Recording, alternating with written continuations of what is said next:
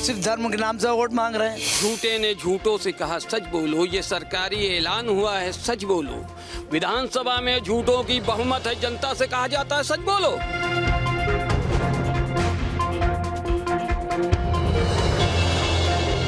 कुछ लोगों के अंदर ये बात अब पैदा हो गई है कि हिंदू मुस्लिम करने से हमारा भला नहीं है। यहाँ की जनता मारी मारी फिरती है, उन लोगों को ढूंढती है कि जिनको हमने वोट दिया था, अपना मताधिकार दिया था, वो लोग हैं कहाँ। बड़े मियां किधर चले की टीम पहुंच गई है रायबरेली। ये वही रायबरेली है जहां से कांग्रेस की राष्ट्रीय अध्यक्ष सोनिया गांधी लोकसभा पहुंचती है।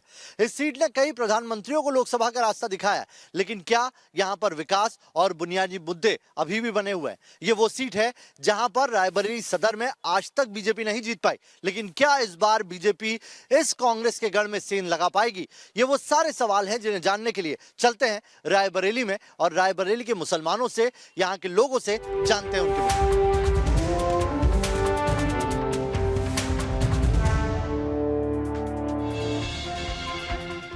29 शहरों का सफर करते हुए हमारा इस बार का पड़ाव रायबरेली है। रायबरेली में मुसलमानों के मन की बात जानने से पहले हम करीब 3096 किलोमीटर का सफर तय कर चुके हैं।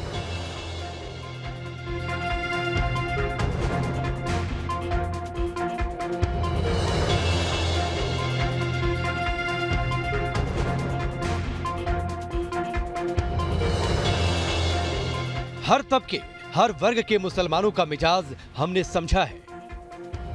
रायबरेली हमेशा से कांग्रेस का गढ़ रहा है, लेकिन अब उसमें दूसरी पार्टियों ने सेंध लगा दी है। कम से कम इस वक्त रायबरेली के मुसलमानों का यही मानना है। तो रायबरेली में हम पहुंचे हुए हैं और हमारी टीम इस वक्त रायबरेली के अहमदनगर के टाउन हॉल में मौजूद है और यहीं पर ये मुस्लिम इलाका है और यहाँ पर कुछ लोगों से हम बात करने के लिए आए हैं। कुछ लोग हैं, उनसे बात करते हैं, क्या उनके मुद्दे हैं वो उनसे समझते हैं। और इस बार इस इलेक्शन में यहाँ का मुसलमान अगर देखेगा, अपने मुद्दों को देखेगा, यहाँ के क्या ज़मीनी मुद्दे हैं वो भी बात करेंगे और कौन से वो इश्यूज हैं जिनके ऊपर इस बार यहाँ पर वोट डाले जाएंगे। भाई साहब नाम बताइए। हमारा नाम ताज मोहम्मद है। ताज मोहम्मद भाई, क्या है इस बार इलेक्शन के मुद्दे क्या है और अगर मुसलमानों की बात की जाए तो मुसलमानों के हक में कौन खड़ा दिखाई दे रहा है? मुसलमानों के हक में कोई इस समय नहीं खड़ा, सपा सरकार के अलावा। सपा हम लोगों के लिए जो भी कर सकती है सपा कर सकती है। मुद्दे क्या हैं, किन मुद्दों पे? नाले हम लोगों के यहाँ रोड नहीं बनी है। नगर पालिका में देख लीजिए तो रोडें सब खराब हैं। एक तरफ से जहाँ जिधर चले जाइए आप, रोड बिल्कुल गड्ढे बनी हुई हैं और गड्ढा मुक्त के नाम से सब धंधा किया गया।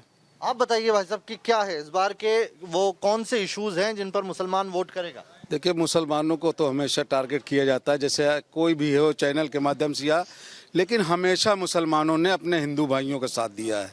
ये मुसलमान हमेशा अपने हिंदू भाइयों के साथ रहता है और पसंद करता है, और जो अच्छे होते हैं, जो सही बात करते हैं, जो लोगों से मोहब्बत करते हैं, इंसानों से, उनको पसंद करता है। नफरत करने वहाँ ये बात है कि जो नफरत करते हैं, जो लोग भड़काते हैं, जो लड़ाते हैं, उनको मुसलमानों ने कभी नहीं पसंद किया, उनको नकारा है। सोनिया गांधी रायबरेली से सांसद हैं। कांग्रेस के अखिलेश सिंह 3 दशक तक विधायक रहे। अब उनकी बेटी अदिति सिंह विधायक हैं, लेकिन रायबरेली के मुसलमानों के हालात नहीं बदले। यहाँ पर विकास के नाम पर कुछ नहीं है, लोग मारे मारे फिर रहे हैं। सड़कें देख लीजिए, बसें बदतर हैं, निकलना दूभर है। जिम्मेदार कौन है इसका? इसका जिम्मेदार हम जिसको भी अपना अच्छा समझते हैं वो ही सीट पे बैठने के बाद यहाँ से विकास से कोसों दूर चला जाता है। यहाँ की जनता मारी मारी फिरती है, उन लोगों को ढूंढती है कि जिनको हमने वोट दिया था, अपना मताधिकार दिया था, वो लोग हैं कहाँ। आपकी सांसद हैं अभी कांग्रेस की राष्ट्रीय अध्यक्ष सोनिया गांधी, आपसे मुलाकात होती है उन लोगों उनकी? देखिए, ऐसा है, आती है वो यहाँ कभी कभी। इधर तो 2 सालों 3 सालों से लगभग वो बीमार है, नहीं आई हैं। लेकिन मैं साफ शब्दों में कहूँगा कि कांग्रेस पार्टी भी कमरों की राजनीति करती है। बंद कमरों में बैठकर विज्ञापन जैसे दिया जाता है लोगों को, उसी तरह से बंद कमरे में बैठ करके ज्ञापन दे देते हैं ये लोग और वहीं से खाना पूर्ति कर लेते हैं। ऐसे विकास नहीं होता। विकास करने के लिए गरीबों के बीच में जाना पड़ेगा। मुसलमान के लिए जो मुद्दा है वही जो है सबके लिए मुद्दा है। यहाँ पे जो है शिक्षा, बेरोजगारी और भ्रष्टाचार और महंगाई, ये सब मेन मुद्दे जो है वो ये हैं। और मेन मुद्दे से ध्यान भटकाने के लिए जो है प्रदेश सरकार और केंद्र सरकार दोनों जो है इन का ध्यान भटकाने के लिए जो है ये सांप्रदायिकता फैला के ये चुनाव कराना चाह रहे हैं। विकास की परिभाषा, विकास आम जनता के लिए सड़कें सही हों, विकास आम जनता जो भुखमरी कगार पे है उसका रोजी रोजगार से फ़ायदा हो, आम जनता जो आज परेशान है पुलिस से उसका भी सहयोग मिले। ये योगी सरकार जो चल रही है ये विकास नहीं धर्म के नाम पे चल रही है। खास बात ये कि युवा भी कांग्रेस से काफी नाराज है। बीजेपी को मुस्लिम कम वोट करते हैं, ऐसे में दूसरे विकल्पों के बारे में खुलकर बात होने लगी है। आप युवा हैं, किस तरीके से देख रहे हैं इस बार यूथ के क्या मुद्दे होंगे और बतौर मुसलमान कैसे देख रहे हैं आप इस पूरे इलेक्शन को? बतौर मुसलमान तो ये चाहता है कि अपना एक प्लेटफार्म हो और वो प्लेटफार्म जो हमारे साथ भेदभाव ना करता हो, वो प्लेटफार्म जो हमारे साथ कंधे से कंधा मिलाकर चलने। भेदभाव हो रहा है? बिल्कुल हो रहा है। किन चीजों में भेदभाव हो रहा है? क्योंकि अभी जो हमने उनसे भी बात की वो भी कह रहे हैं भेदभाव हो रहा है। जो योजनाएं ऊपर से आई है सबके लिए आई है, उसमें तो कहीं ये फर्क नहीं किया जा रहा ना कि ये हिंदू को देंगे मुसलमान को नहीं देंगे। बिल्कुल दिया जा रहा है। कैसे दिया जा रहा है? किन जगहों पर दिया जा रहा है? नौकरी में कितना परसेंटेज है मुसलमानों में, ये भेदभाव है। नहीं, बट नौकरी के लिए क्वालिफाई भी तो करना पड़ेगा ना। कितने हैं क्वालिफाई? बहुत सारे हमारे नौजवान पढ़ेंगे तभी तो क्वालिफाई करेंगे। बहुत सारे हैं लेकिन वैकेंसी निकलती हैं और जो निकलती है उनमें भेदभाव किया जाता है कि हमारा रिश्तेदार आ जाए, उसमें भी भ्रष्टाचार है। भ्रष्टाचार है। बिल्कुल बढ़िया इलेक्शन। किन मुद्दों पर होगा इस बार का वोटिंग? विकास पर होगा। इन्होंने कोई विकास नहीं किया, 5 साल में देश का सत्यानाश कर दिया, बेड़ा गर्क कर दिया पूरे मुल्क का। इन्होंने सबका साथ सबका विकास का नारा झूठा है? कुछ नहीं, सब गलत, बकवास। फर्क आया है, लकीर लंबी हुई है। बिल्कुल फर्क आया है, बहुत ज़्यादा फर्क आया है। हिंदू मुसलमान एकता हम भावना है ही नहीं उनमें, और वो चाहते हैं कि हम हिंदू का धर्म बनाएं और या हिंदू का राष्ट्र चलाए, तो वो नहीं चला पाएंगे। ये बड़ा बयान दे रहे हैं भाई साहब।